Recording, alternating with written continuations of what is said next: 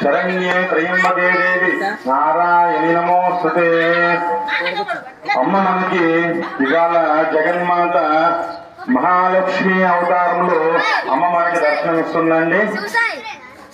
అమ్మవారి గొప్పతనం చెప్పుకున్నట్లయితే ప్రతి మనిషికి ప్రతి మానవుడికి కూడా ముగ్గురు అనుగ్రహం ఎప్పుడూ కూడా ఉండాలి. ఒకటి విద్య అంటే సరస్వతి అనుగ్రహం ఎప్పుడూ కూడా మనకి ఉండాలి. అలానే లక్ష్మి మహాలక్ష్మి అనుగ్రహం కూడా మనకి ఎప్పుడూ కూడా ఉండాలి. అలానే దుర్గా అంటే మహాదుర్గాదేవి అనుగ్రహం ఎప్పుడు ఉండాలి అన్నమాట. దుర్గా అంటే ఎలాంటి కష్టాన్ని కూడా తొలగిస్తుంది అన్నమాట దుర్గాదేవి. కాబట్టి ఈ నవరాత్రుల్లో భాగంగా ఇవాళ మహాలక్ష్మి అవతారంలో అమ్మ మనకి దర్శనమిస్తుంది. కాబట్టి ఇట్టి రోజున మహిళలందరూ కూడా కుంకుమార్చన కార్యక్రమం చేసుకోవడం చాలా ఉత్తమం.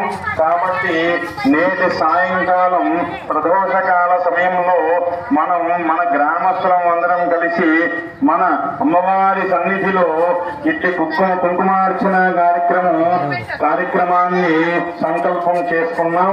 ఇట్టి కార్యక్రమంలో గ్రామంలో ఉన్న మహిళలందరూ కూడా పాల్గొని ఇట్టి కార్యక్రమాన్ని విజయవంతం చేయాల్సిందిగా మనవి. అలానే రేపు అనగా బుధవారం మూలా నక్షత్రంతో కూడిన మహాసరస్వతి అమ్మవారి యొక్క పూజా కార్యక్రమం ఉంటుందండి. కావున రేపు సాయంత్రం పిల్లలందరూ కూడా తమ తమ పుస్తకాలు తీసుకుని ఇటు సాయంత్రం పూట పుస్తక పూజ అనే కార్యక్రమం ఉంటుందండి. పిల్లలందరూ కూడా ఇటు కార్యక్రమంలో పాల్గొనాల్సిందిగా మనవి. నేడు సాయంత్రం 6:30 గంటల కల్లా మన అమ్మవారి సన్నిధికి మహిళలందరూ కూడా తమ తమ పూజా ద్రవ్యాలను తీసుకుని ఇక్కడికి సన్నిధికి చేరితే నేటి కుంకుమార్చన కార్యక్రమం సాయంత్రం 6:30 గంటల కల్లా ప్రారంభించవచ్చు. లోకా సమస్తాం సుఖినో భవంతు, సర్వే జనాః సుఖినో భవంతు. ఓం శాంతి శాంతి శాంతి.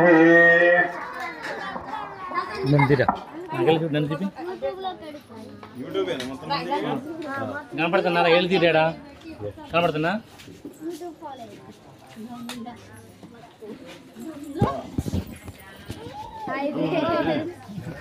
పెడతాడు అంటే